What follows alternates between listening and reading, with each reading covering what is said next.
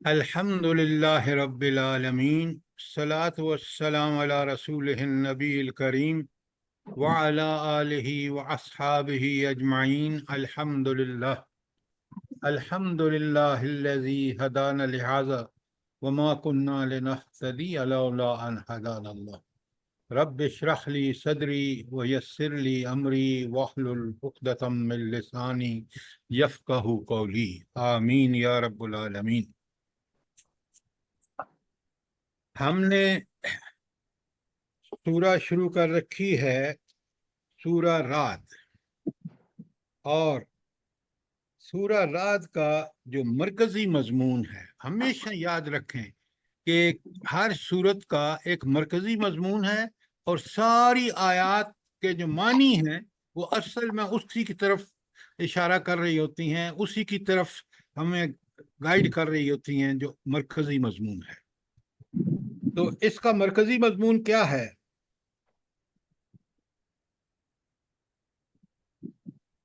یہ ہیں وہ چیزیں جو غور و فکر کا نتیجہ ہوتی ہیں۔ آپ اگر بڑے غور سے دیکھیں نا تو قرآن مجید کے اندر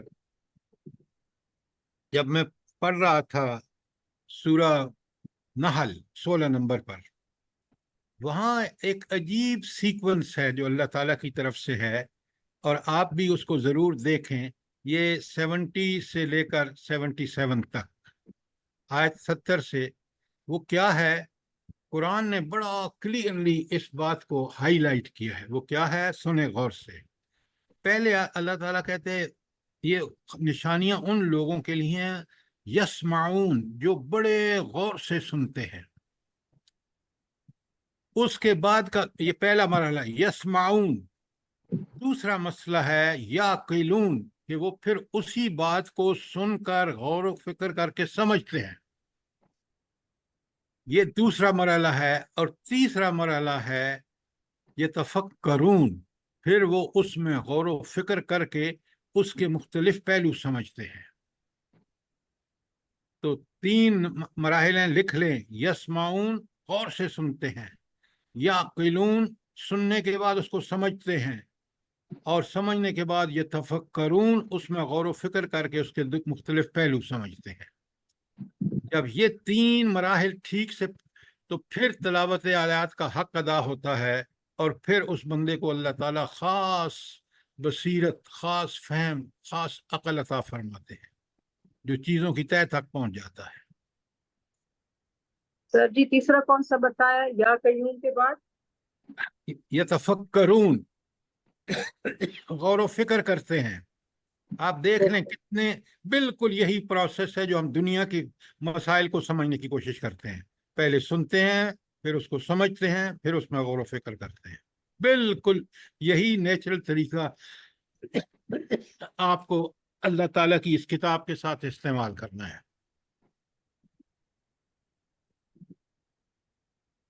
ان چیزوں کے بارے میں سوال کیا کریں، یہ اصل نکات ہیں جو ہمیں سمجھ میں ہوں، تو پھر قرآن ہمیں ایسا مزہ دے جائے گا کہ ہم کہیں گے کہ یہی وہ کتاب ہے جو انسان کی واقعتاً عقل، بصیرت، سماعت کو جلا بخشتی ہے۔ سر آیت کون سی بتائی تھی یہ ذرا بتا دیں۔ یہ آیات ہیں سورہ بقرہ کی، ساری سورہ نحل کی۔ ذرا یہ آیتیں آپ دیکھ لیں، انشاءاللہ نحل اگلے آ رہی ہے، اور وہ میں نے آپ کو پڑھانی ہے، تو میں اس لیے اس کو پڑھ رہا تھا دوبارہ تاکہ اور اچھی طرح سمجھ لوں۔ یہ آپ شروع کریں گے، یہ ذرا آپ آ جائیں نا اس پہ، آیت نمبر 65 سے لے کر 65 سے آپ اس کو پڑھ جائیں 90 تک، 90 تک۔ پھر آپ دیکھیں کہ کیا کمال جو اللہ تعالیٰ کا عقل کل ہے، اللہ تعالیٰ حکمت کا، دانائی کا سرا ہے، اس نے کیا چیز ارشاد فرمائی ہے۔ اور آپ کو سمجھ میں کوئی دقت نہیں ہوگی۔ یہ ہماری نارمل جو ہمارا عقل ہے نا، وہ ان چیزوں کو پہلے سے مانتی ہے، لیکن ذرا تفصیل سے کہ کس آرڈر میں یہ چیزیں ہونی چاہیے۔ اب آ جائیے اس پہ سورہ رعد پر. میں پہلے خلاصہ بیان کر رہا ہوں. میں نے آیت کو آپ کو پڑھانا ہے آیت 12 تا 13. لیکن قرآن کا طالب علم سب سے پہلے دیکھتا ہے کہ میں نے اب تک پڑھا کیا ہے اور کون سے مضمون. سب سے پہلا اگر قرآن اپنے سامنے رکھیں، پہلی آیت جو ہے وہ اللہ تعالیٰ نے صاف صاف بتا دیا کہ یہ جو قرآن کا نزول ہے یہ امر حق ہے، یہ ایبسولوٹ ٹروتھ ہے. کیوں کہ یہ کتاب جس دن سے نازل ہوئی ہے اس دن سے لے کر قیامت تک، جب دنیا کا خاتمہ ہو کر پھر تو اس وقت تک، خاتمے تک، اس کتاب کی احکامات جو ہیں وہ اہل ایمان کے لیے روئے زمین پر اللہ کی سب سے بڑی نعمت ہے، کیونکہ وہی حق ہے، اس کے مقابلے میں کوئی چیز حق نہیں ہے. اور جتنا اس سے دور ہیں، جتنا اس سے ہٹے ہوئے ہیں اللہ کی کتاب سے، اتنے ہی انسان گمراہی میں مبتلا ہے اور اتنا ہی دنیا میں ذلت اور پستی کا شکار ہے، اور آخرت میں اللہ کی رحمتوں سے محروم ہوگا اور جہنم میں جائے گا. آپ آج اپنے ملک کے حالات کو اچھی طرح دیکھ لیں کہ ہم نے اس حق کی قدر نہیں کی. نتیجہ آج ملک خطرے میں نظر آتا ہے، ملک کی بقا خطرے میں ہے. یہ آخری حال ہوتا ہے جب کوئی قوم بگڑ کے بگڑتی ہے. اچھا، یہ تو تھی آیت نمبر 1. آیت نمبر 2 تا 4 میں اللہ تعالیٰ ایسی نشانیاں بیان فرماتے ہیں جس سے بندے میں آخرت کا یقین پیدا ہوتا ہے. وہ نشانیاں عین ہماری عقل ان کو تسلیم کرتی ہے، لیکن قرآن انگلی رکھ کے بتاتا ہے کہ ذرا اس کو دیکھو، دنیا کو دیکھو، دنیا کی اس چیز کو دیکھو. یہ دنیا فانی ہے اور تمہیں ہر چیز کا حساب دینا ہے. تو آخرت کا یقین جب پیدا ہو جاتا ہے تو بڑے غور سے سنیے، آخرت کا یقین ہی انسان کے اندر وہ عملی تبدیلی لاتا ہے جو مطلوب ہے. اگر آخرت کا یقین نہیں ہے نا، پتہ نہیں آخرت ہوگی یا نہیں ہوگی، پتہ نہیں حساب ہوگا یا نہیں ہوگا، فلاں چھڑا لے گا، فلاں یہ کر، یہ شخص دنیا میں بڑے برے کام کرتا ہے. اور جس کو یقین ہے کہ وہ آخرت پر حق ہے، اللہ کے سامنے میں کوئی دھوکہ کسی کو نہیں دے سکتا، غلط بیانی نہیں کر سکتا، اس اللہ کے سامنے اس کو سب پتہ ہے. یہ شخص جس کو آخرت کا یہ یقین ہوتا ہے، اور یہ یقین پیدا کرنے کے لیے قرآن نے بڑے دلائل دیے ہیں. اسی طرح یہاں بھی سورہ اس میں رعد میں آیت 2 تا 4 میں دلائل ہیں جس میں سے انسان میں آخرت کا یقین پیدا ہوتا ہے. اچھا، ایک بات بتائیے کہ یہ جو عقائد ہیں یا ایمانیات، توحید، رسالت، آخرت، یہ 3 بڑے ہیں نا. باقی کتابیں ہوں یا انبیاء ہوں، یہ سارا رسالت کا مضمون ہے. آپ مجھے ایک بات بتائیں، یہ کیوں سب سے اہم ہے؟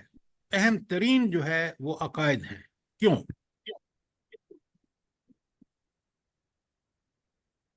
سر اس لیے کہ پھر عمل نہیں صحیح ہوتے. اگر عقائد نہ صحیح ہو تو پھر عمل بھی نہیں صحیح ہوتے. جب عمل نہیں صحیح ہوں گے تو پھر انجام بھی برا ہوگا. Excellent, excellent. عقیدہ ٹھیک ہوگا. آج سب سے بڑا مسئلہ ہمارے عقیدہ اور ایمانیات ٹھیک نہیں ہیں. ہم اللہ پر ویسے یقین نہیں کرتے جیسے صحابہ اور صحابیات کرتے تھے. ہمیں رسالت پر وہ یقین نہیں ہے کہ رسالت ہی واحد طریقہ ہے جس کو فالو کر کے ہم جنت میں جا سکتے ہیں، دنیا میں کامیاب ہو سکتے ہیں. آخرت کا یقین ہمیں نیکی کرنے پر اور برائی سے رکنے سے مجبور کرتا ہے. تو عقائد اگر ٹھیک نہ ہوں، اچھا، پہلی بات تو ہم سب کو سمجھ آ گئی کہ عقیدے کا ٹھیک ہونا بڑا ضروری ہے. کیوں؟ اسی سے عمل ٹھیک ہوگا. جب عقیدہ اور عمل دونوں ٹھیک ہوں گے تو نتائج. سر کسی کا مائک کھلا ہوا ہے. یہ شاہینہ صاحبہ، قمر جہان صاحبہ، اجمل صاحب، خدا کے لیے بند کیجیے اپنے موبائل کو، دوسرے لوگ ڈسٹرب ہو رہے ہیں. ابھی تک آپ کے مائل کھلے ہوئے ہیں. कमर जहान साहबा खुला हुआ है, बशीर साहब आपका भी खुला हुआ है। अच्छा, अब एक बात तो हमें समझ आ गई कि सबसे अहम जो है वो अकीदा है, ईमानियात, तौहीद, रिसालत और आखिरत।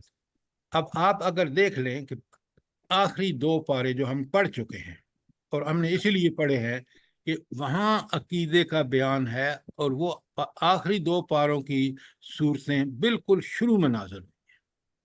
तो सबसे पहले हर नबी इंसानों के अकीदे को दुरुस्त करता है, क्योंकि जब अकीदा दुरुस्त हो जाता है, आप पूरी दावत देख लें, अंबिया की दावत। ये बात क्लियर है आपको? अल्हम्दुलिल्लाह। जी तो सर। इसका मतलब यह है कि हमारा अकीदा ठीक होना चाहिए। अब अकीदे को ठीक करने के लिए क्या हमें करना चाहिए? एक जवाब, ठीक जवाब देना चाहिए, इधर उधर की आप बिल्कुल ना हाँकें। सर तिलावत आयात।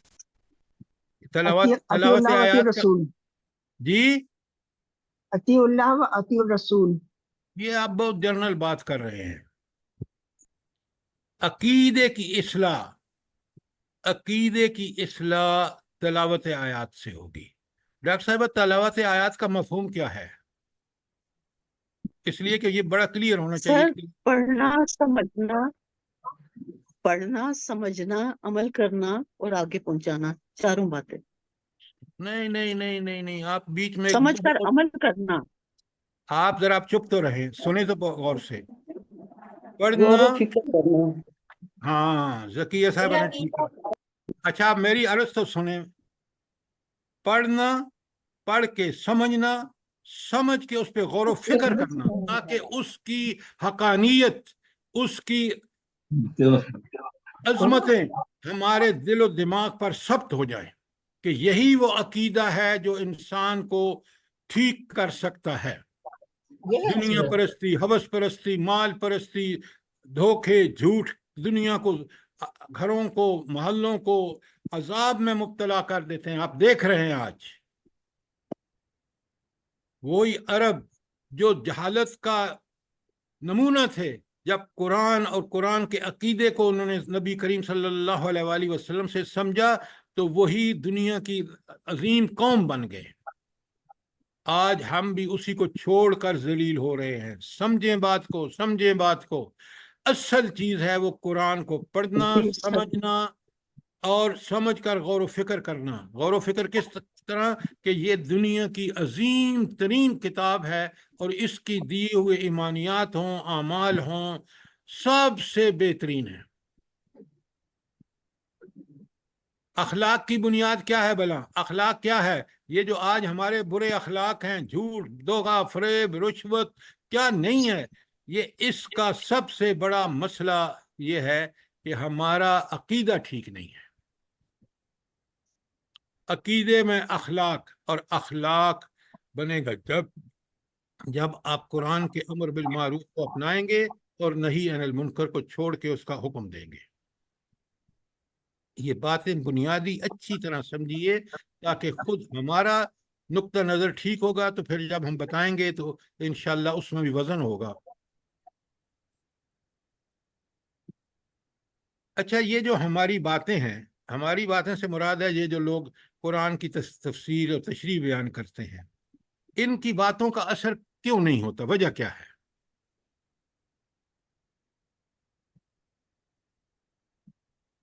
जल्दी बताए ना। सर पहले नंबर पे तो उनका अपना अमल ही दुरुस्त नहीं होता, इसके मुखालिफ होता है जो बोलते हैं डॉक्टर साहिबा, आप क्या गलती कर रहे हैं? आमतौर पे। उनका सबसे पहले खुद अकीदा ठीक नहीं होता, अमल बाद की बात है। उनके अकीदे में झूल होती है, इसलिए अमल, देखें, अकीदा पहले है, तो क्योंकि उनका खुद अकीदा, अकायद व ईमानियात ठीक नहीं है, इसलिए उनकी बात में वजन नहीं है। नंबर 2, क्योंकि अकीदा ठीक नहीं है, ईमानियात ठीक नहीं है, उनके अमाल ठीक नहीं है, तो लोग फौरन उंगली उठाते हैं कि देखें ये साहब कुरान की दावत देते हैं, खुद कुरान के खिलाफ कर रहे हैं। آپ چیزوں کو جب سمجھیں گے نا تو بالکل بات آپ کے عقیدہ سب سے پہلے، عمل بعد میں ہے۔ عقیدہ ٹھیک ہوتا ہے تو عمل ٹھیک ہوتا ہے، عقیدہ خراب ہوتا ہے تو عمل خراب ہوتا ہے۔ اچھا، تو آخرت کا یقین جب پیدا ہو جاتا ہے تو بندہ دنیا میں پھر کوئی برائی نہیں کرتا، کیونکہ اس کو پتہ ہے کہ یہی برائی مجھے دنیا میں بھی ذلیل کرے گی اور آخرت میں جہنم میں لے جائے گی۔ یہ تھا مضمون 2 تا 4 کا۔ اس کے بعد آیت 5 تا 7 جو ہم، قمر جہان صاحبہ خدا کے لیے اپنے مائک کو بند کریں، آپ کی آوازیں سب لوگوں کو پریشان کر رہی ہیں۔ میں منتیں کر رہا ہوں آپ کی۔ سر وہیں سے بند کروا دیں ان سے کہ عجائب، یہ کوئی بات ہوئی؟ آپ قرآن کے بھی دیکھیں یہ کتنا بڑا جرم آپ کر رہے ہیں خود قرآن کی زبان میں، کہ لوگ جب قرآن سن رہے ہوں تو آپ بک بک شروع کر دیں۔ سر ان کے مائکس میں اگر کوئی پرابلم ہے تو ان کو چاہیے کہ یہ نہ ہی اٹینڈ کریں، پھر اس کے بعد خیر ہے یہ بعد میں سن لیا کریں قمر جہان کا ریکارڈنگ۔ مائک بند کرو خدا کے بندے۔ حافظ صاحب، حافظ بشیر صاحب، اپنے مائک کو بند کریں پلیز۔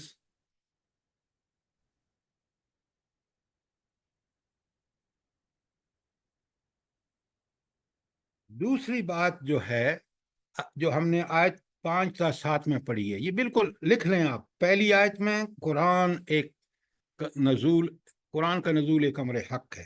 2 تا 4 آیات میں وہ سارے دلائل دیے گئے ہیں، وہ نشانیاں بتائی گئی ہیں جس سے آخرت کا یقین پیدا ہوتا ہے۔ اور آیت 5 تا 7 میں منکرین کے اس وقت جو بھی شکوک و شبہات تھے، آج بھی ہیں، قیامت تک رہیں گے، ان سب کا جواب، بہترین جواب آیت نمبر 5 تا 7 میں دے دیا گیا ہے۔ اور اس کے 8 سے آگے مضمون ہے توحید کا بیان۔ کیوں؟ توحید ہی دین اسلام کی بنیاد ہے۔ توحید ٹھیک نہیں ہے تو دین کا کوئی انسان کا قلب سیدھی نہیں ہے۔ تو توحید جب اللہ کی صفات، اللہ سے کا کما حق کہو، جو اس کی دنیا میں اس کس قدر اس اللہ کا علم محیط ہے، اللہ بکل شین علیم، اللہ کل شین قدیر، العزیز الحکیم، یہ صفات کے ساتھ اس دنیا کو چلا رہا ہے۔ مجھے اور آپ کو آزادی دی ہے کہ چاہو تو مانو، چاہو تو نہ مانو، اور اگر جب نہیں مانتے تو اس کے نتائج ہمارے سامنے دنیا میں ہیں اور آخرت میں جہنم ہے۔ لہٰذا اس توحید کے مضمون کو اب ہم پڑھ رہے ہیں، اور آج ہم نے آیت 8 سے شروع ہوتا ہے، اور ابھی آیت 12 جو آج ہم کر رہے ہیں، بڑے غور سے سنیں۔ دیکھیں نا، وہاں اللہ تعالیٰ کی صفات آئی ہیں۔ آیت 8 میں ہے اللہ یعلم ما تحمل کل انثی وما تغیض الارحام وما تزداد وکل شیء عنده بمقدار۔ آیت 9 میں ہم نے پڑھا ہے عالم الغیب والشہادہ الکبیر المتعال۔ یہ کتنی بڑی صفات ہیں، اللہ کی توحید بیان ہو رہی ہے۔ اسی طرح آیت 11 دیکھیں، آج ہم نے آیت 12 پڑھنی ہے، اور ذرا توحید کی بے مثال دلائل دیکھیں۔ اگر ان دلائل کو جو ہم روزمرہ دیکھتے ہیں ان کو ذرا غور سے دیکھیں تو ہمیں رب کی یہ توحید کہ وہ کتنا عظیم ہستی ہے۔ اللہ فرماتا ہے هو الذی یریکم البرق خوفا وطمعا۔ وہ اللہ تعالیٰ ہی تو ہے کہ تمہارے سامنے بجلیاں چمکاتا ہے، جنہیں دیکھ کر تمہیں اندیشے بھی لاحق ہوتے ہیں اور امیدیں بھی بنتی ہیں۔ اچھا، جب یہ بجلیاں چمکتی ہیں بادلوں میں تو انسان کو کیا کیا امیدیں وابستہ ہو جاتی ہیں، اور کون سی چیز ہے جو اس کو خطرے لاحق ہوتے ہیں؟ خطرہ یہ ہوتا ہے لاحق کہ کہیں بجلی گرے گی اور نقصان ہوگا، ہاں، تباہی مچا دے گی۔ اور امید یہ ہوتی ہے بادلوں سے کہ اللہ تعالیٰ رحمت کی بارش برسائے گا، فصلیں اچھی ہوئیں گی، سرسبز ہوئے گی زمین، اور جزاک انسان سے اللہ، جزاک اللہ۔ یہ باتیں ہم کیوں نہیں دیکھیں نا؟ آپ روز دیکھتے ہیں قرآن انہی کو بیان کر رہا ہے اور اللہ کی شان بیان کر رہا ہے، اللہ کے کمالات بیان کر رہا ہے۔ اس رب کو تم مانتے ہو جو یہ کرتا ہے، تم دیکھتے ہو، یہ آفاقی نشانیاں ہیں، دلائل ہیں، اور اس سب کچھ کے باوجود اللہ تعالیٰ فرماتے ہیں وَيُنْشِئُ السَّحَابَ الثِّقَالَ، اور یہ ٹنوں کے حساب سے پانی کون اٹھائے ہوئے ہے ہواؤں کے دوش پر؟ بادل۔ وہی ہے بادل۔ جو پانی سے لدے ہوئے بادل اٹھاتا ہے۔ ذرا غور فرمائیں کس طرح یہ بخارات بن کے پانی سمندروں سے اوپر اٹھتا ہے، پھر وہ اللہ حکم دیتا ہے، یہ ہوائیں ان بادلوں کو لے کے وہاں پہنچتی ہیں جہاں اللہ کا حکم ہوتا ہے، پھر بارش وہاں برستی ہے۔ کتنی بڑی توحید کی عقلی دلیل ہے۔ اسی حوالے سے دیکھیں وَيُسَبِّحُ الرَّعْدُ، اسی پہ نام ہے رعد سورت کا، وَيُسَبِّحُ الرَّعْدُ بِحَمْدِهِ، بادلوں کی گرج اس کی حمد کے ساتھ اس کی پاکیزگی بیان کرتی ہے کہ یہ وہی ہستی ہے جس نے جو گرج چمک ہے نا، کہ وہ بتاتی ہے کہ دیکھ ذرا میرے غور تو کر کہ کس طرح اس رب کا کمال ہے کہ پانی پاک صاف پانی، بخارات، فلٹرڈ پانی اٹھائے ہوئے، وہی گندا جو پانی تھا نا سمندروں کا، اس کے بخارات صاف ستھرے اٹھا کے وہ پانی لے جا کے برسا دیا۔ اور پھر فرمایا وَيُسَبِّحُ الرَّعْدُ بِحَمْدِهِ، بادلوں کی گرج اس کی حمد کے ساتھ اس کی پاکیزگی بیان کرتی ہے۔ وَالْمَلَائِكَةُ مِنْ خِیفَتِهِ، اور فرشتے اس کی ہیبت سے لرزتے ہیں۔ اچھا یہ فرشتے کیوں اس کی ہیبت سے لرزتے ہیں بلا؟ جلدی بتائیں۔ سر کیونکہ فرشتے ایک تو ہر آن اللہ تعالیٰ کی جلال کا مشاہدہ کر رہے ہوتے ہیں، اس لیے وہ ہاں ایکسیلنٹ، وہ مشاہدہ کر رہے ہوتے ہیں، وہ گھبرا اٹھتے ہیں کہ یہ کیا طاقتور ہستی ہے، بہت عمدہ۔ اس لیے وہ اس کی کیونکہ وہ قرب، وہ ان چیزوں کو دیکھتے ہیں، ہم نہیں دیکھتے، لیکن ہمیں بتایا جا رہا ہے کہ وہ رب ایسا ہے، تم بھی ڈرو اس سے، ڈر کے برائیوں سے بچو، نیکیاں کرو۔ اور اللہ تعالیٰ فرماتے ہیں وَيُرْسِلُ الصَّوَاعِقَ، اور پھر اللہ تعالیٰ کیا کرتا ہے؟ وَيُرْسِلُ الصَّوَاعِقَ فَيُصِيبُ مَا بِهَا مَن يَشَاءُ، اور پھر اللہ تعالیٰ وہ کڑک ہوئی بجلیوں کو بھیجتا ہے اور پھر جہاں چاہتا ہے وہ گرا دیتا ہے۔ وَهُمْ يُوجَادُ، اب یہاں یہ تو ساری صفات آ گئی نا۔ اب منکرین کا اللہ تعالیٰ کہتے ہیں کتنے بدبخت ہیں، یہ عام عقل کی بات جو سمجھ سکتے ہیں، جو میں اوپر ساری بتا رہا ہوں۔ وَهُمْ يُجَادِلُونَ فِي اللَّهِ، یہ جو منکرین ہیں یہ اللہ کے بارے میں جھگڑتے ہیں، جو یہ سب دیکھ رہے ہیں اپنی آنکھوں سے، یہ ساری نشانیاں اوپر بتا دیں۔ وَهُوَ شَدِيدُ الْمِحَالِ، وہ بڑی سخت گرفت کرنے والا ہے، وہ بڑی طاقت والا ہے، اس کی چالیں بڑی زبردست ہیں۔ تو ذرا غور فرمائیں کہ کس طرح توحید بیان کر کے پھر منکرین کو اللہ تعالیٰ لعن طعن کر رہا ہے کہ ان سب چیزوں کو دیکھتے ہوئے، عقل تمہیں اللہ نے دی، سمجھ تمہیں اللہ نے دی، وہ ساری چیزیں استعمال کرو تو تمہیں یہ چیزیں بالکل واضح نظر آئیں، اظہر من شمس ہوں۔ اور لیکن آپ ان کو کیونکہ میں نے دنیا میں ڈھیل دی ہے، تو یہ اسی اللہ کے بارے میں جس کی یہ ساری نشانیاں آنکھوں سے دیکھتے ہوئے وہ اس اللہ کے بارے میں جھگڑتے ہیں۔ تو اللہ کی تسبیح بیان کرنی چاہیے، اور اللہ کی ہم تسبیح یہ کہ اس میں کوئی نقص نہیں ہے۔ آپ دیکھ لیں کائنات کے اندر، اور ہم اس لیے کہ وہ ساری اچھی صفات اس کے اندر، اعلیٰ ترین صفات اس کے اندر۔ اچھا ایک چیز ذرا بڑے غور سے سمجھ لیں کہ تسبیح اور حمد دو ساتھ ساتھ کیوں آتے ہیں؟ آپ مجھے بتا سکتے ہیں؟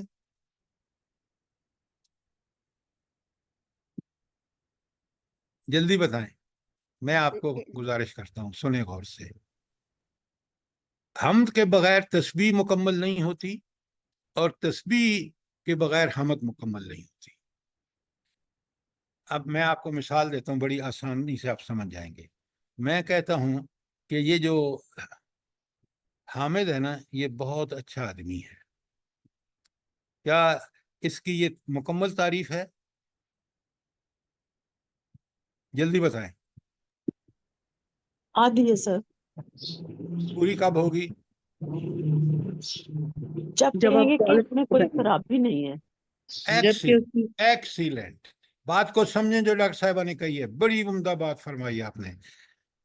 میں نے صرف کہا وہ اچھا آدمی ہے، میں نے یہ تو نہیں بتایا کہ اس کے اندر کوئی برائی بھی ہے، لہذا اس کی تعریف مکمل نہیں ہے۔ لیکن جب یہ میں کہتا ہوں، ایک طرف میں کہتا ہوں وہ اچھا آدمی ہے، دوسری طرف میں کہتا ہوں اس میں کوئی برائی نہیں ہے، یہ مکمل تعریف ہے۔ بالکل اللہ تعالیٰ کہ ایک ہی ہستی ہے کائنات میں، باقی کوئی ہستی نہیں ہے جس میں صرف خوبیاں ہوں۔ ہر مخلوق کے اندر جو ہے کمزوریاں ہیں، انسانوں کے اندر کمزوریاں ہیں، تو اللہ تعالیٰ کی تسبیح اسی وقت مکمل ہوتی ہے جب اس کی حمد کریں۔ اچھا، تسبیح کے لیے کیا کلمہ کہتے ہیں ہم؟ بتائیں جلدی سے۔ سبحان اللہ، الحمدللہ، سبحان اللہ، اللہ تعالیٰ پاک ہے ہر نقص سے، ہر عیب سے۔ اور حمد کے لیے کیا کلمہ کہتے ہیں؟ الحمدللہ، الحمدللہ، اب یہ جو تسبیح آپ نماز میں پڑھتے ہیں، 33 بار الحمدللہ، 33 بار پہلے سبحان اللہ، پھر الحمدللہ، پھر اللہ اکبر۔ اب آپ کو سمجھ آ جانا چاہیے کہ یہ تسبیح اگر میں سوچ سمجھ کے کر رہا ہوں پورے معنی کے ساتھ، تو میں توحید کا جو ہے نچوڑ بیان کرتا ہوں۔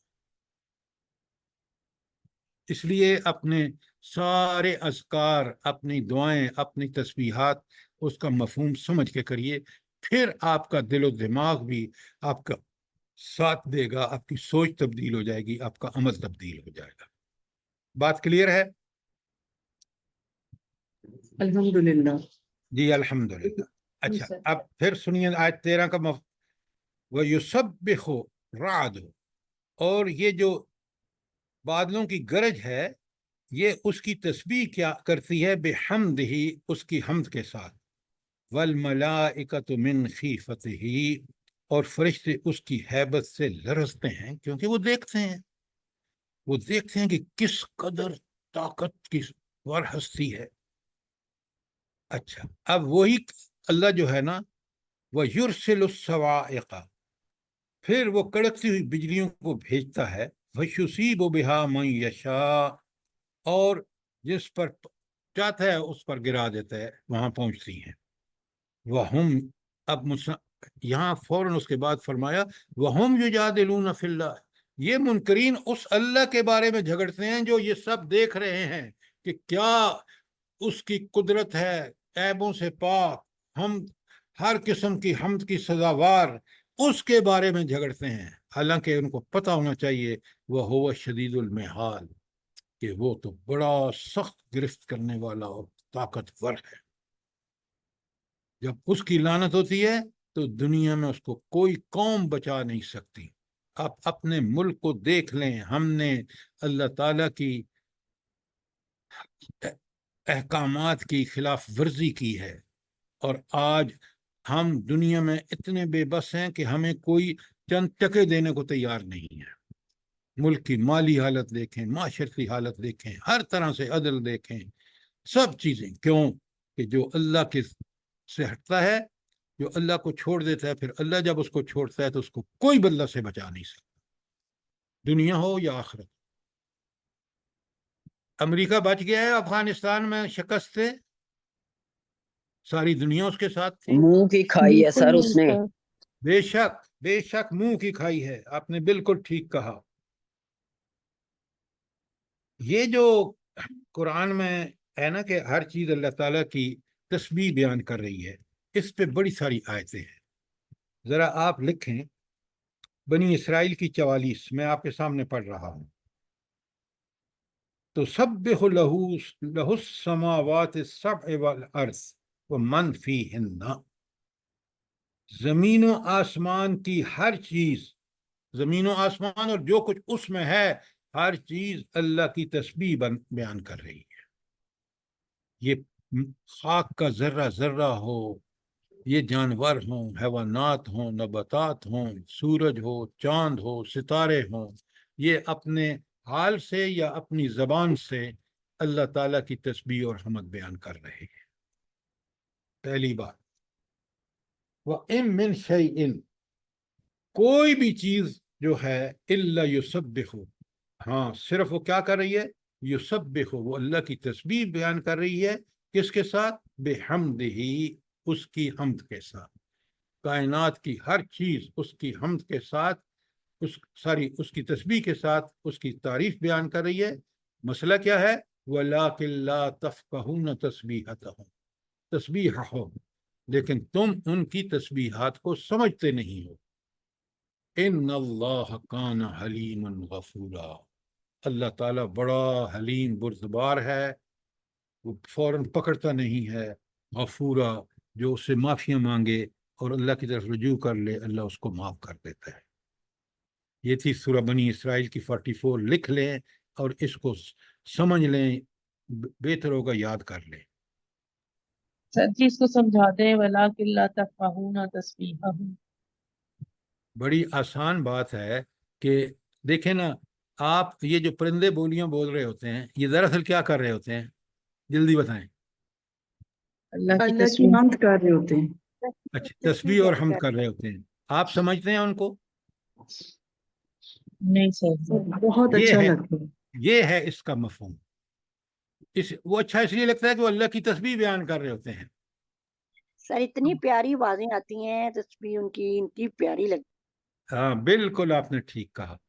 اب آپ کو سمجھ آ گیا کہ وَلَٰكِن لَا تَفْقَهُونَ تَسْبِيحَهُمْ۔ جی سر۔ اچھا، یہ تھی آیت ہم نے جو ابھی پڑھی ہے، آیت نمبر 13۔ کوئی سوال، کوئی چیز کلیئر نہ ہوئی ہو؟ سر یہ جو ہے نا وَهُمْ يُجَادِلُونَ فِي اللَّهِ، اس کو جی، پلیز ذرا ایک دفعہ پھر دوبارہ تھوڑا کر سا دیں۔ نہیں، میں کھول کے بیان کر دیتا ہوں۔ چلیے ٹھیک ہے، اچھا، جزاک اللہ۔ اوپر اللہ تعالیٰ کی ساری صفات کھول کے بیان ہوئی ہے نا، چند چیزیں نشانیاں آفاق سے بتا دی گئی ہیں کہ یہ دیکھیں، یہ ہے اللہ، یہ ہے اس کے کمالات۔ اب اللہ تعالیٰ فوراً اس کے بعد کہتا ہے کہ کچھ لوگ ایسے ہیں، وہ خاص کر جو منکر اور سیکولر ہیں، آج کے سیکولر جو ہیں، وہ کیا کرتے ہیں؟ اللہ تعالیٰ فرماتے ہیں وَهُمْ يُجَادِلُونَ فِي اللَّهِ، وہ اللہ کے بارے میں جھگڑتے ہیں۔ کیسے جھگڑتے ہیں؟ پتہ نہیں اللہ ہے یا نہیں، پتہ نہیں اللہ نے بس زمینیں بنا دی ہیں کیونکہ ہمارے سامنے ہے، پھر خود کہیں غائب نعوذ باللہ ہو گیا ہے۔ تو اس طرح کے وہ جھگڑے کرتے ہیں۔ یہ ہے کہ وَهُمْ يُجَادِلُونَ فِي اللَّهِ، وہ اس اللہ کے بارے میں جھگڑا کرتے ہیں جن کے اوپر ساری نشانیاں بتا دی گئی ہیں، اور وَهُوَ شَدِيدُ الْمِحَالِ، وہ بڑا سخت، بڑا طاقتور اور گرفت کرنے والا ہے۔ یہ بھول جاتے ہیں۔ اب بات کلیئر ہے کہ نہیں؟ جی سر، جی سر سر، اس طرح جزاک اللہ ایک خیر۔ آیت اس- سر جی سورہ انبیاء کی پہلی سورہ الانبیاء کی پہلی آیت ذہن میں آ رہی ہے، اقترب للناس حسابهم وهم فی غفلۃ معرضون۔ اس کو اس کے ساتھ جوڑ رہے ہیں آپ؟ جی جی سر۔ نہیں، وہ الگ چیز ہے، یہ الگ چیز ہے۔ انڈائریکٹلی دور جا کے وہ اللہ کی اچھا سر۔ صفات وہاں بھی ہیں، یہ بھی ہیں، لیکن یہاں ہم یجادلون، وہاں بات یہ ہے کہ لوگوں کو یہ نہیں پتا کہ اللہ کے رسول نے فرمایا نا، دو انگلیاں یہ کھڑی کر کے نا ملا کے، اس نے کہا میں اور آخرت ہاکذا، اس طرح ہے کہ میرے بعد کیا آئے گی؟ آخرت آئے گی۔ اور وقت، جو یہاں وقت کے بارے میں ایک چیز یاد رکھیں، ہمارا وقت یہ ہے کہ دن ہوتا ہے صبح سورج نکلنے کے بعد غروب ہونا، اللہ تعالیٰ کے ہاں یہ دن نہیں ہے۔ اللہ تعالیٰ کے ہاں اس دن کی لمبائی 1000 سال ہو سکتی ہے، 50,000 سال ہو سکتی ہے، وغیرہ وغیرہ، جو مختلف جگہ پہ آئی ہے۔ لہٰذا وہ چیز جو بیان ہوئی ہے وہاں پہ، وہ ہے کہ انسان جو ہے وہ اس بات کو کیوں نہیں سمجھتا کہ قیامت اچھا، ہر آدمی کی قیامت مختلف ہے. جو ہی موت آتی ہے نا، حساب و کتاب شروع ہو جاتا ہے. اجر نیک کا ہے تو اس کے معاملہ مختلف، برا ہے تو اس کا معاملہ مختلف. یہ تو شروع ہو جاتا ہے موت کے وقت سے.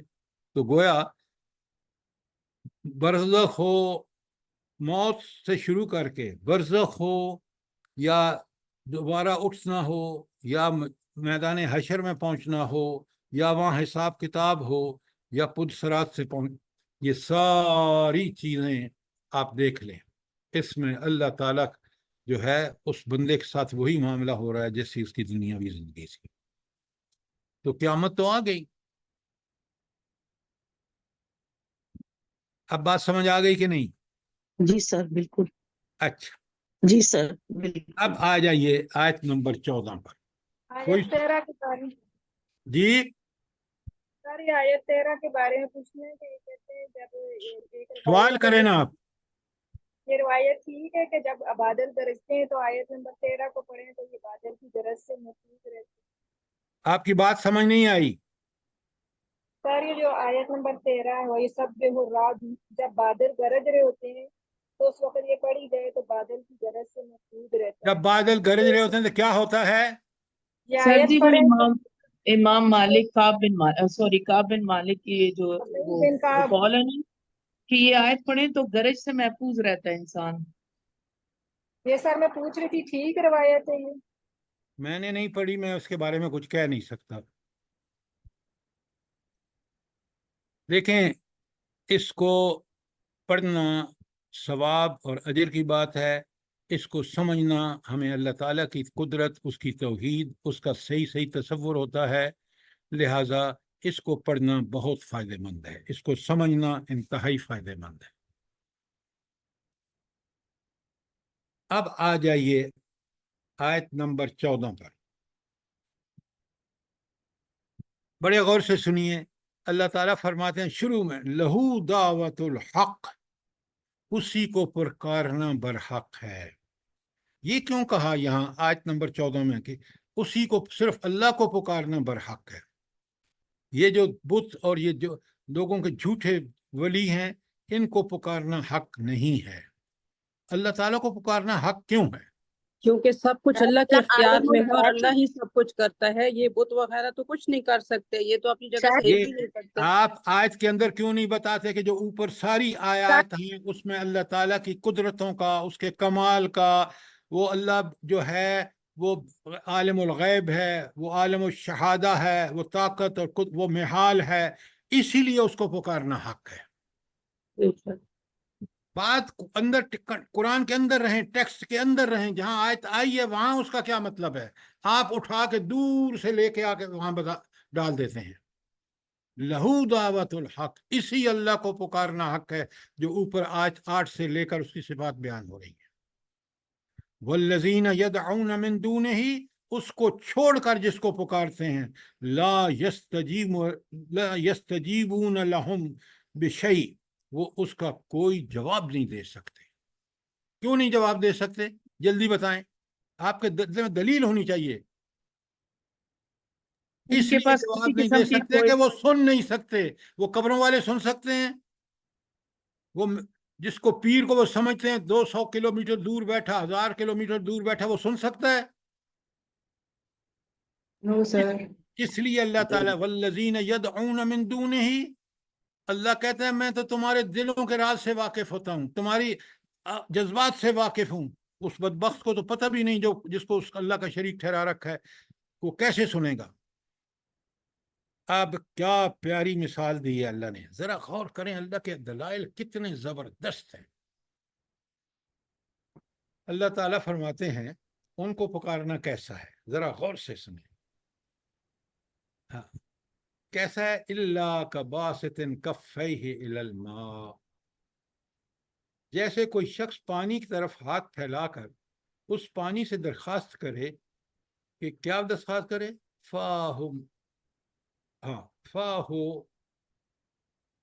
کہ اے پانی میرے منہ تک پہنچ جاؤ.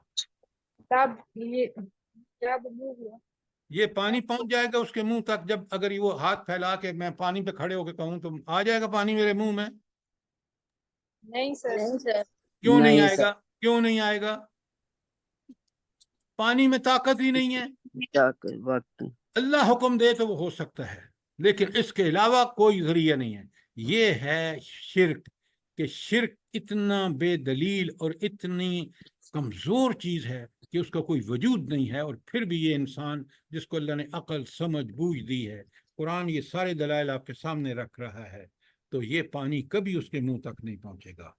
اللہ تعالیٰ فرماتے ہیں وَمَا دُعَاءُ الْكَافِرِينَ إِلَّا فِي ضَلَالٍ، اور اسی طرح کافروں کی دعائیں بھی کچھ نہیں ہیں مگر ایک تیر بے ہدف.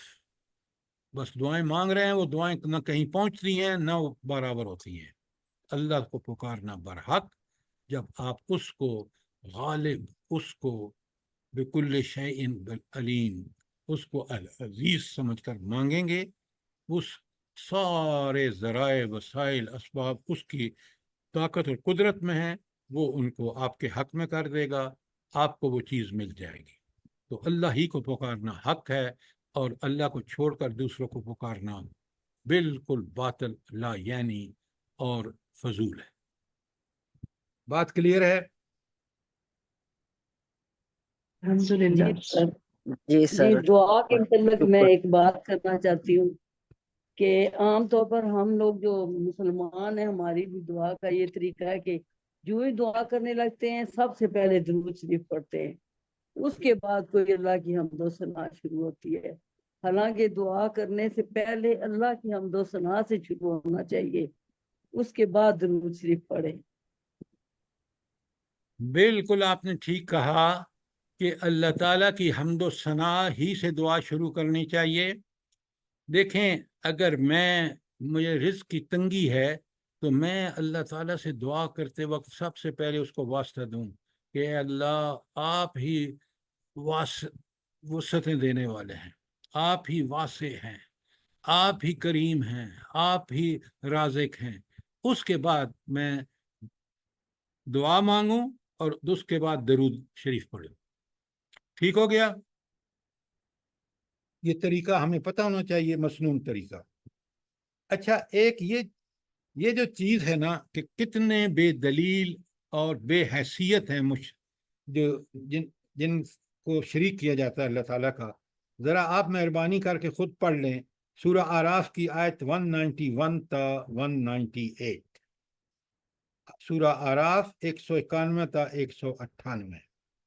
اللہ تعالیٰ کس طرح بتاتا ہے کہ یہ بت کتنے بے حقیقت، کتنے بے اصل ہیں.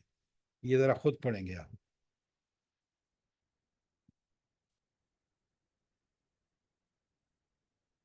اس پہ بہت ساری آیتیں ہیں، میں ایک دو اور لکھوا دیتا ہوں آپ کو. سورہ فاطر کی آیت 13-14، سورہ حج کی آیت 73.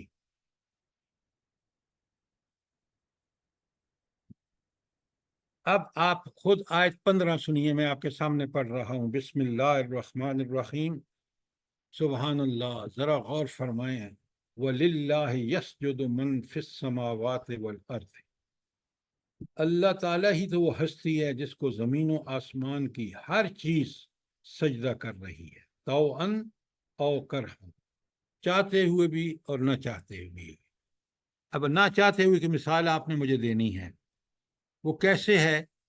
آپ ہمارے جو سائے ہیں، آپ دیکھتے ہیں سورج چڑھتا ہے تو وہ ایک طرف ہوتے ہیں، اور جب سورج غروب ہوتا ہے تو بالکل گھٹتے گھٹتے گھٹتے زیرو ہو کے پھر بالکل دوسری طرف ایکسٹریم پہ چلے جاتے ہیں اور سورج غروب ہو جاتا ہے. تو یہ کس کی مثال ہے؟ یہ ہر چیز اللہ تعالیٰ کو سجدہ کر رہی ہے، چاہتے ہوئے بھی نہ چاہتے ہوئے بھی. تو اس لیے اللہ تعالیٰ وَلِلَّهِ يَسْجُدُ مَنْ فِي السَّمَاوَاتِ وَالْأَرْضِ طَوْعًا وَكَرْهًا، اور اللہ تعالیٰ وہ ہستی ہے جس کو زمین و آسمان کی ہر چیز طوعاً اور کرہاً سجدہ کر رہی ہے. وَظِلَالُهُمْ بِالْغُدُوِّ وَالْآصَالِ، اور ان سب چیزوں کے سائے صبح اور شام اس کے آگے جھکتے ہیں. اچھا، تو پھر یہ جو کافر سجدہ نہیں کرتے تو ان کا سایہ تو یہ سجدہ کر رہا ہے نہیں کر رہا؟ بتائیں مجھے. کر رہے ہیں سر جی. تو یہ ہے دلیل کہ کافر خود تو سجدہ نہیں کرتا لیکن اس کا اپنے سائے پر کوئی کنٹرول نہیں ہے. سایہ اللہ کے کنٹرول میں، وہ سایہ بالکل سجدہ کر رہا ہے. دیکھ رہے ہیں آپ؟ تو ہر چیز اپنے اصل وجود میں اللہ تعالیٰ کی مطیع ہے. جن کو اختیار ملا ہوا ہے اگرچہ وہ اللہ کے سامنے اکڑتے ہیں لیکن وہ بھی اپنے تکوینی وجود، یعنی جس پر ان کا کوئی کنٹرول نہیں، اللہ کا کنٹرول ہے، وہ خدا ہی کے اللہ تعالیٰ کے آگے جھکنے پر مجبور ہوتے ہیں. مثلاً ان کے سائے صبح شام اللہ تعالیٰ کے آگے جھکنے پر مجبور ہوتے ہیں. بات کلیئر ہے؟ جی سر. جی سر. آپ دیکھ رہے ہیں یہ توحید کی کیسی دلیلیں ہیں. اگر میں اور آپ ان کو سمجھیں اور یہ ہماری سوچ و فکر کا حصہ بن جائیں تو یقین مانیں ہم اللہ کے احکامات کی خلاف ورزی کبھی نہیں کریں گے. کیوں؟ ہمیں تو رب کی ان قدرتوں کا اچھی طرح پتہ چل گیا. یہ دلائل ہیں ہمارے پاس. اس لیے تلاوت آیات اور سمجھ پڑھنا کتنا ضروری ہے. آیت نمبر 16 بڑے غور سے سنیے. بسم اللہ الرحمن الرحیم. قل من رب السماوات والارض. ان سے پوچھو، کافروں سے پوچھو، کون زمین و آسمان کا رب ہے؟ رب کا معنی کیا ہے یہاں؟ بڑے غور سے سنیے. خالق، مالک، رازق، حاکم. زمین و آسمان کو کون کنٹرول کر رہا ہے؟ کون ان کو رزق دے رہا ہے؟ اللہ تعالیٰ دے رہا ہے. اللہ کہتے ہیں ذرا ان سے پوچھو، کل ان منکرین سے پوچھو کہ زمین و آسمان کا رب کون ہے؟ رب کے ان معنوں کے ساتھ قل اللہ. یہ کیا جواب دیں گے؟ اللہ ہی ہے. یہ اللہ ہے سر. کیوں؟ اس کے علاوہ کوئی جواب ہو نہیں سکتا. بڑے غور سے سنیے ذرا دلیلیں کیسی رب لا رہا ہے. اور آگے قل، اے اللہ کے رسول ان سے پوچھو، افتخذتم من دونہ اولیاء، تم نے اس اللہ کو چھوڑ کر، کون سا اللہ جس کو تم مانتے ہو کہ رب وہی زمین و آسمان کا رب ہے، کیا تم نے اس کو چھوڑ کر دوسروں کو ولی بنا لیا ہے، اس اللہ کا شریک بنا لیا ہے؟ اور یہ کون ہے لوگ؟ لا یملکون لانفسہم نفعا ولا ضرا. یہ تو اپنی جان کے نفع نقصان کے مالک نہیں ہیں. کیا بات ہے، کیا دلیل ہے. جن پیروں فقیروں، جن لوگوں کو تم نے بتوں کو ولی بنا رکھا ہے، ان کا حال تو یہ ہے کہ اپنے نفع نقصان کے مالک نہیں ہیں. ان بتوں کو تم جا کے دھوتے ہو، صاف کرتے ہو، پھر ان کے آگے چیزیں رکھتے ہو. کیسے خدا ہیں تمہارے؟ اب اللہ تعالیٰ فرماتے ہیں، بڑے غور سے سنیے، قل، اے اللہ کے رسول ان سے پوچھو، هل یستوی الاعمی والبصیر، کیا اندھا اور دیکھنے والا برابر ہو سکتے ہیں؟ اچھا، یہاں اندھا اور دیکھنے والے سے مراد کیا ہے بھلا؟ جلدی بتائیں. سر جس کو اندھا وہ جس کو کہ جو گمراہی میں ڈوب چکا ہو، عقیدہ بھی خراب ہو، سب کچھ خراب ہو، اور دیکھنے والا وہ جو اپنی اسی قرآن و سنت اور تلاوت آیات کا حق ادا کرتا ہوا زندگی گزارے. اچھا، بالکل آپ نے ٹھیک کہا، لیکن ذرا الفاظ آپ کے ٹھیک نہیں ہیں. عامہ وہ ہے جو وحی کے بغیر، وحی کیا ہے؟ قرآن و سنت، اس کے بغیر جو زندگی گزار رہا ہے وہ اندھوں کے ٹامک ٹوئیاں مار رہا ہے. اور بصیر وہ ہے جو اپنی عقل پہ نہیں بلکہ وحی الہی کے تابع اپنی عقل کر کے وہ بصیر ہے، وہ دیکھتا ہے. یہ دونوں ہرگز برابر نہیں ہو سکتے. صحابہ اور صحابیات اور یہ آج کے کفار اور دہریے برابر ہیں؟ وہ بصیر تھے، یہ اندھے ہیں. اب بات سمجھ آئیے کہ نہیں آئی؟ سر جی سر. آپ کی آواز نہیں آ رہی. سر ایک بصیر کی ایک دفعہ پھر ڈیفینیشن دوبارہ ریپیٹ کر دیں. اچھا، آج پہلے بات کو سمجھیں. آج دنیا کی تباہی کی وجہ کیا ہے؟ بڑے غور سے سنیے، اگر یہی دنیا عامہ ہے، کیوں؟ یہ اپنی عقل کو سب کچھ سمجھتی ہے۔ اللہ تعالیٰ نے انسان کو بذریعہ وحی، کتاب الہی اور خاص کر آخری کتاب قرآن جو ہے بھیج کر اس نے ان کو وہ روشنی دے دی ہے، بتا دی ہے، جس روشنی کو لے کر وہ صراط مستقیم پہ چل سکتے ہیں۔ لہٰذا عقل جو ہے، اگر صرف عقل پہ دار و مدار ہے تو یہ عامہ ہے، اور اگر وہی الہی رہنمائی لے رہا ہے انسان تو وہ بصیر ہے، وہ دیکھ رہا ہے، کیوں؟ وہ صراط مستقیم پہ چل رہا ہے، یہ گمراہی کے راستوں پہ جا رہا ہے۔ اب بات سمجھ آئی کہ نہیں؟ جی جی سر، جزاک اللہ۔ جی سر، پر اب عقل کو وہی کے تابع رکھنا چاہیے۔ ہمیشہ اہل ایمان کا فرض ہے، جو اہل ایمان اپنے عقل کو سب کچھ سمجھتا ہے وہ کافر ہے۔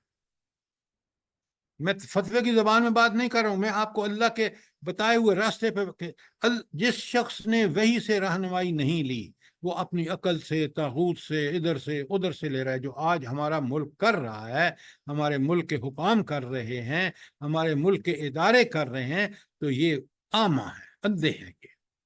کیوں؟ ہم نے قرآن کی روشنی کو چھوڑ رکھا ہے۔ اس کے بعد فرمایا ام حل تستوی الظلمات والنور، کیا اندھیرے، ظلمات اندھیرے جمع ہے ظلم کی، والنور اور ایک روشنی، یہ برابر ہیں؟ ہرگز نہیں ہیں۔ اندھیرے وہ ہیں جو وحی کے بغیر انسان بغیر وحی کو چھوڑ کر جہاں بھی جا رہا ہے بدعتیں کر رہا ہے، کفر کر رہا ہے، منافقت کر رہا ہے، یہ ظلمات ہیں۔ اور روشنی ایک قرآن ہے، وہ جو صراط مستقیم کو روشن کر رہا ہے، تو دونوں برابر نہیں ہیں۔ یہ اچھی طرح اصطلاحات کو معنی سمجھیں۔ ام جعلوا للہ شرکاء، یا انہوں نے اللہ کے ساتھ کوئی شریک ٹھہرا رکھے ہیں؟ خلقوا کا خلق ہی، کیا جن کو انہوں نے شریک بنا رکھا ہے، کیا انہوں نے بھی اسی طرح کی مخلوق پیدا کی ہے جیسی اللہ تعالیٰ نے کی ہے؟ فتشاب الخلق علیہم، تو اس طرح ان کی مخلوق جو انہوں نے پیدا کی ہے اور اللہ نے پیدا کی ہے جیسا وہ سمجھتے ہیں، نعوذ باللہ، تو کیا اس میں کوئی مشابہت جو ہے اس کی وجہ سے یہ گمراہ ہوئے ہیں؟ اب کتنی زبردست دلیل ہے، خالق اللہ ہے، باقی سب مخلوق ہے۔ تو اللہ کہتا ہے تمہارے اتنے بے بس ہیں کہ وہ تو مخلوق ہیں، وہ خالق ہیں ہی نہیں۔ اگر خالق ہیں، کوئی چیز انہوں نے پیدا کی ہے، تو بتاؤ وہ کیا پیدا کی ہے کہ تمہیں شبہ شروع ہو گئی ہے کہ یہ اللہ نے پیدا کی ہے، یہ تمہارے انہوں نے شریکوں نے پیدا کیا ہے۔ اللہ آگے کتنا حتمی جواب اللہ تعالیٰ ہے، کل اے اللہ کے رسول ان کو بتاؤ، اعلان کرو، اللہ خالق کل شیء، اللہ تعالیٰ ہی ہر چیز کا خالق ہے، وَهُوَ الْوَاحِدُ الْقَهَّارُ، وہ تنہا ہے اور قہار ہے، طاقت اور قدرت اس کے پاس ہے، وہ ہر چیز کو اپنی طاقت اور قدرت سے بالکل صراط مستقیم پہ چلا رہا ہے۔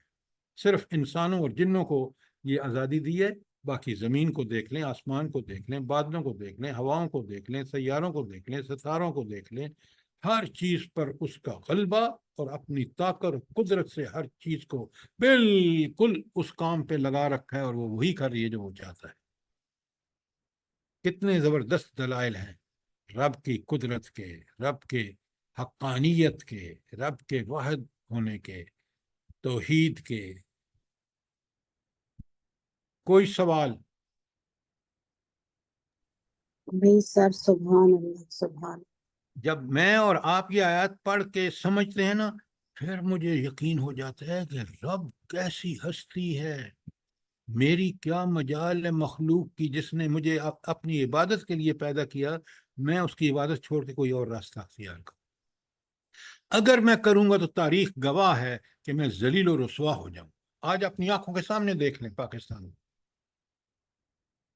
رب کی ان سر چیز یہ جو ہے واحد القہار دیکھیں، یہ پڑھ کے اور سن کے بھی دل کو کیسے لگتا ہے جھٹکا نہ، کہ دیکھیں وہ ذات کیا غضب کی ذات. میڈم آپ ایک بات سنیں، آپ نے کبھی تصور بھی کیا تھا کہ آپ جرمنی میں جائیں گے؟ کبھی تصور بھی کیا تھا؟ نہیں سر نہیں، یہ کون کبھی آپ کو خواب لے میں. کے گیا ہے؟ کون وہاں اس نے آپ کو رزق بھی دیا، آپ کی عقل کو وہی کے تابع کر دیا، آپ پر یہ احسان کیا؟ یہ کون ہے؟ یہ وہ ذات ہے جو ہاں، مالک ہے اب میرا، جب اس رب. انداز سے پہچانیں گے، آپ یقین مانیں، میں آج اس کا اتنا شکر کرتا ہوں، بلکہ اس کا شکر کا حق ادا نہیں کر سکتا کہ مجھے اس نے کہاں سے، گاؤں سے، ایک زمیندار فیملی سے اٹھایا اور مجھے کس طرح کی دنیا بھر کی سیر کرائی، ڈگریاں لیں، سب کچھ، لیکن کمال یہ کہ اس نے قرآن کا فہم عطا کیا۔ بس یہ اس کے احسان ہے سر. یہ وہی ہستی ہے۔ اس ہستی کو آپ اس طرح مانیں گے نا تو پھر اپنے آپ پہ ذرا بھی آپ کو تکبر اور غرور نہیں آئے گا۔ کیوں؟ بالکل بالکل میرا سب کچھ اس کا دیا ہوا ہے، اس کے احسان ہے، اس کی نعمتیں ہیں، میرا تو کام یہ ہے کہ میں اس کا شکر ادا کروں۔ بالکل سر. سر ہر بندے کو اپنا معائنہ کرنا چاہیے اور رب کا شکر اب گزار یہی ہونا ہے چاہیے اللہ جب پہ کہ تمہارا ذرے سے اٹھا شکر کے انسان کو کہاں پہنچا دیا میرے رب نے، اور ہم لوگ بے ناشکریہ شک، کرتے بے شک، پھر وہی شکر ادا کرتا ہے جب یہ ہے تلاوت آیات، کہ ہیں۔ بے ہم اللہ کی اس شک کتاب کو اس طرح سمجھ کے۔ اچھا، اب جی ایک سر، آیت اور اللہ کر تعالیٰ کا لیتے ہیں۔ کتنا احسان ہے. جی ڈاکٹر صاحبہ۔ جی سر، میں کہہ رہی ہوں اللہ تعالیٰ کا کتنا احسان ہے کہ ہم سب اتنے شوق سے بیٹھے قرآن پاک کو سمجھ رہے ہیں. پوری دنیا سے اللہ تعالیٰ نے ہمیں چنا ہوا ہے، ہم سب کو. اللہ کا بہت الحمدللہ، شکر ہے، یہ اس سر کے یہ اس کے احسان ہے. احسان ہے ہم لوگوں پہ بے ڈاکٹر شک۔ صاحبہ، یہ احسان ہے اس کے، اس ذات کے جو بہت بلند ہے. ہم نے خواہش کی کہ ہم اس کے ساتھ جڑیں، اس نے ہمیں اس درجے پہ پہنچا دیا کہ ہم اس کی کتاب پڑھ رہے ہیں، سمجھ رہے ہیں، غور و فکر کر رہے ہیں۔ یہ دنیا میں انسان پر سب سے بڑا اللہ کا کرم ہے کہ وہ اللہ کی الحمدللہ الحمدللہ، الحمدللہ سبحان سر الحمدللہ، جی، اور اللہ. مرتے دم تک جوڑی رکھے، یہ دعا بہت کرنی چاہیے. آمین آمین آمین انشاءاللہ آمین. سب انشاءاللہ. کو سلامتی کے آمین ساتھ رکھے، آمین کسی قسم کی محتاجی نہ دے، نہ جسم کی اور نہ مال کی اور نہ روح کی، کسی بھی قسم کی محتاجی نہ آمین، دے اللہ تعالیٰ. اللہم آمین آمین۔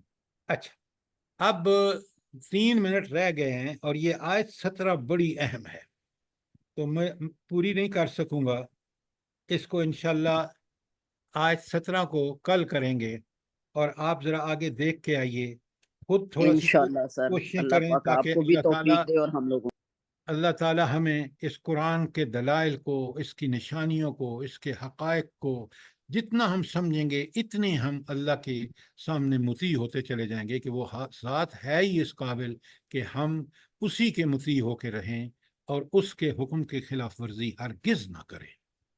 اگر کریں گے، دنیا بھی اسی طرح ذلیل ہوں گے جیسے آج آپ دیکھ رہے ہیں، اور آخرت کا ٹھکانہ بھی بڑا برا ہوگا۔ اللہ تعالیٰ مجھے بھی، آپ سب کو اور ہماری اولادوں کو بھی اس سے محفوظ اور مامون رکھے۔ آمین ثم آمین سر. کوئی سوال، کوئی چیز کلیئر نہ ہوئی ہو؟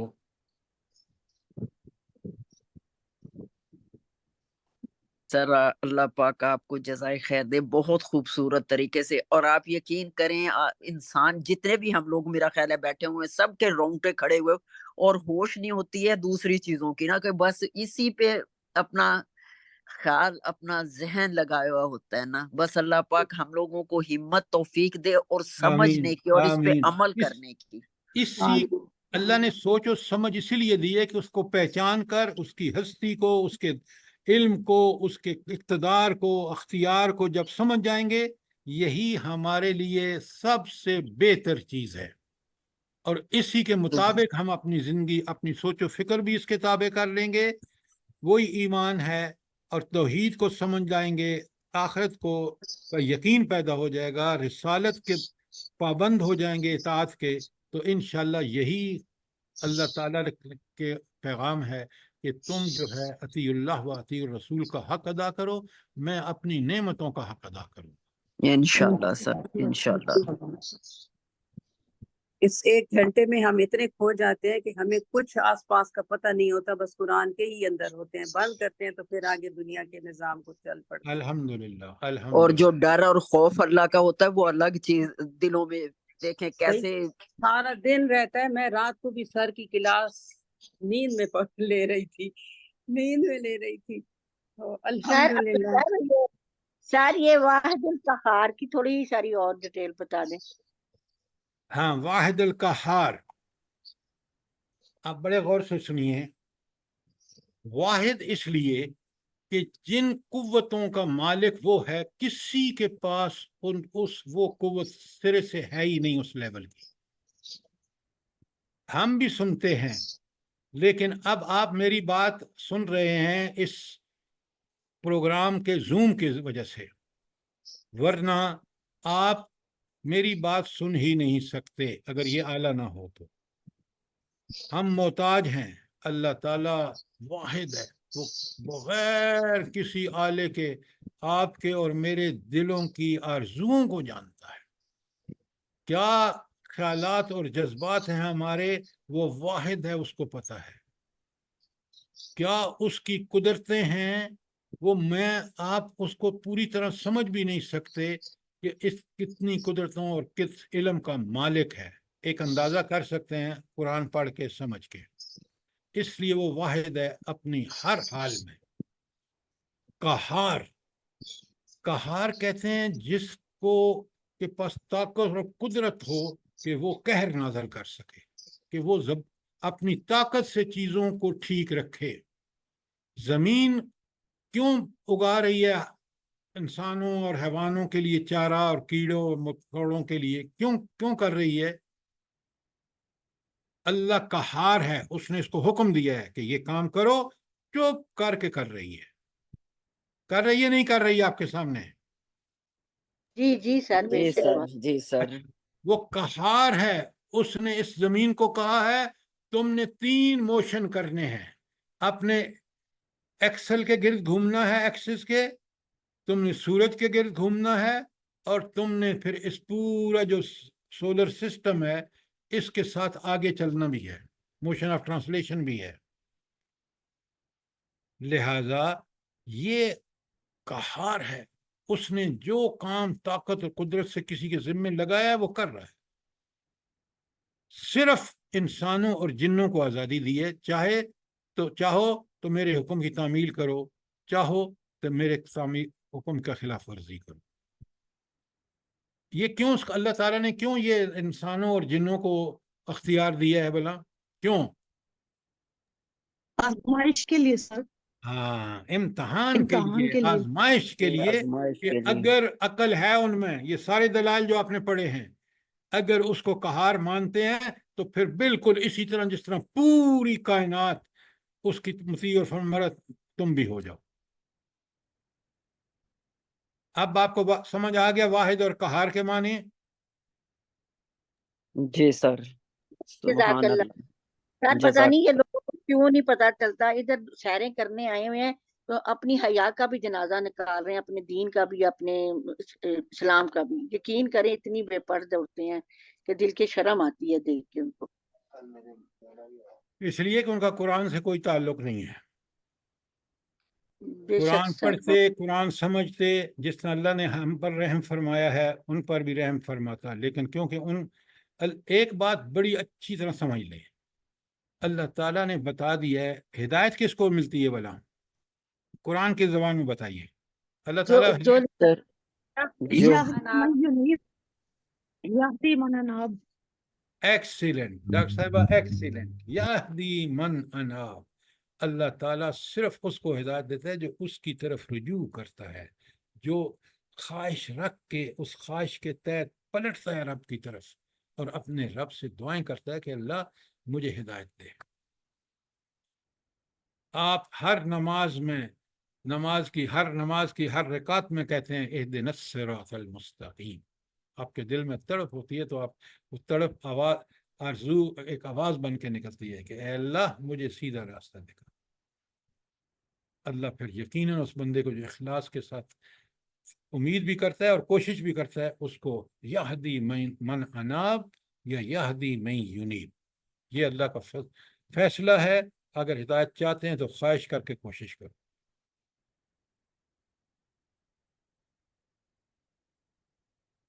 جزاک اللہ.